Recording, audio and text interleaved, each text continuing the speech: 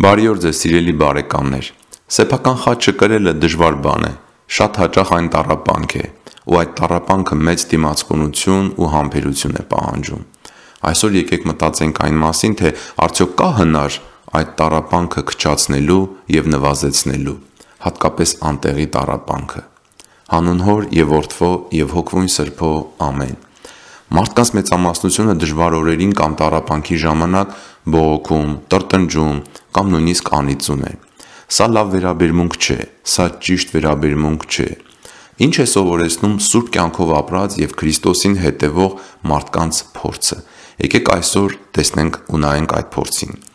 Եկեղեցու սուրբերը խոսում են տառապանքի ու նեղությունների նկատմամբ վերաբերմունքի 3 աստիճանների մասին։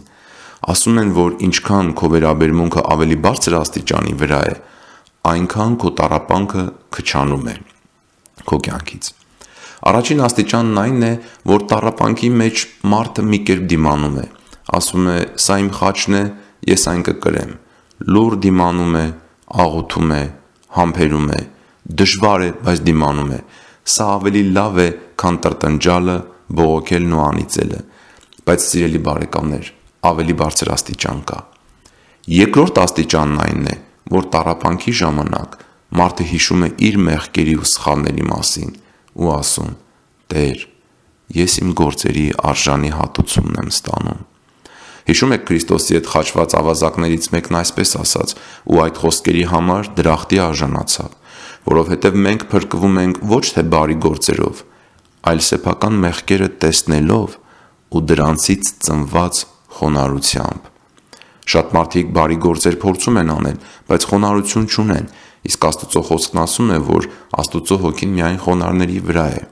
Ուրեմն հիշեք, որ մենք փրկվում ենք ոչ թե միայն բարի գործերով, այլ սեփական մեղքերը տեսնելով ու դրանցից ծնված և բարի գործերից ծնված խոնարհությամբ։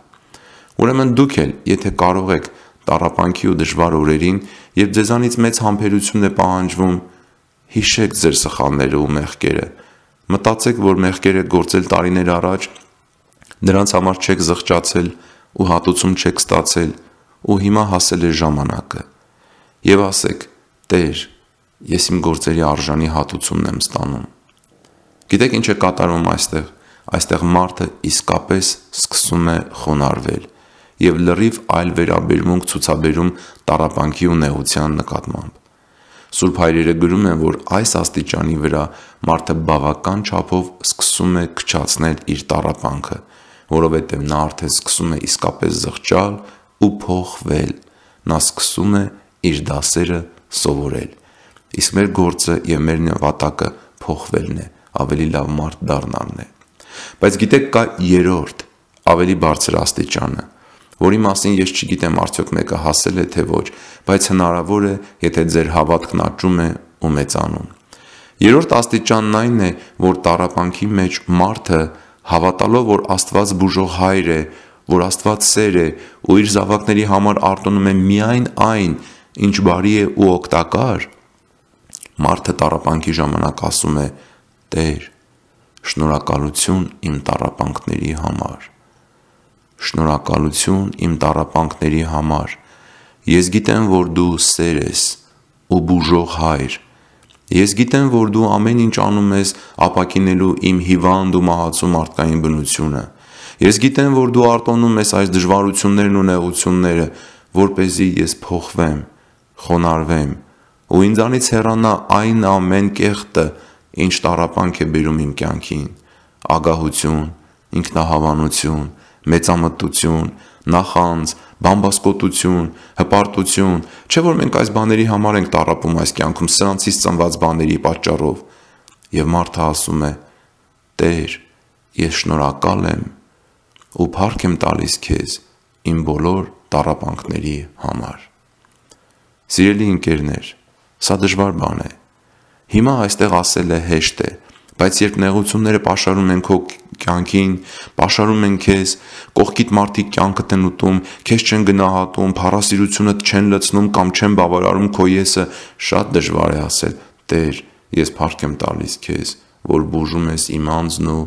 շնորհակալություն եմ հայտնում իմ տառապանքների համար։ Սուրբ մարդիկ ասում են, որ սա անողը շատ մեծ չափով կքչացնի տառապանքն իր կյանքից։ Գիտեք ինչի, որովհետև այդ մարդը փոխվում է։ Սա անողը շատ մեծ չափով երախտապարտ կլինի Աստծուց, կփոխվի, կդառնա նոր մարդ ու տառապանքը կքչացնի իր կյանքից, հատկապես անտեղի տառապանքը։ Եկեղեցու սուրբերի 2000 տարվա փորձը ցույց է տվել, որ սա իսկապես գործում է, որ այն մարդը, ով տառապանքի ու դժվարության օրերին հավատքով կասի. «Տեր, շնորհակալ եմ իմ տառապանքների համար», այն մարդը շատ շուտով կնկատի, որ տառապանքը նվազում ու քչանում է իր կյանքից։ Դուք էլ այսպես արեք, սիրելի բարեկամներ, ձգտեք հասնել այն աստիճանին, որ հասկանաք, որ տառապանքի ժամանակ շատ հաճախ ոչ միայն մենք մեր գործերի արժանի հատուցումն ենք ստանում, այլ նաև որպես երախտապարտ երեխաներ ու զավակներ շնորհակալություն հայտնենք մեր երկնավոր Հորից, որովհետև նա չի արտոնի մեր կյանքում որևէ բան, որը վնաս է մեզ կամ վտանգում է մեզ, այլ քանի որ Աստված սեր է, նա ամեն ինչ անձնուրաց կերպով անում է իր զավակներին փոխելու, ավելի լավը դարձնելու, որպեսզի մենք կարողանանք փոխվենք այս կեղտից մեր մեջի ազատվենք եւ երկնքում իր հետ հավիտյան ապրենք։ Աստված ձեզ օրհնի ու բարի օր։ Եթե այս զրույցը ձեր համար օգտակար եղավ, խնդրում եմ բաժանորդագրվեք այս ալիքին, որպեսզի տեղեկացվեք առաջիկա հոգևոր զրույցների մասին։ Բարի օր բոլորիդ։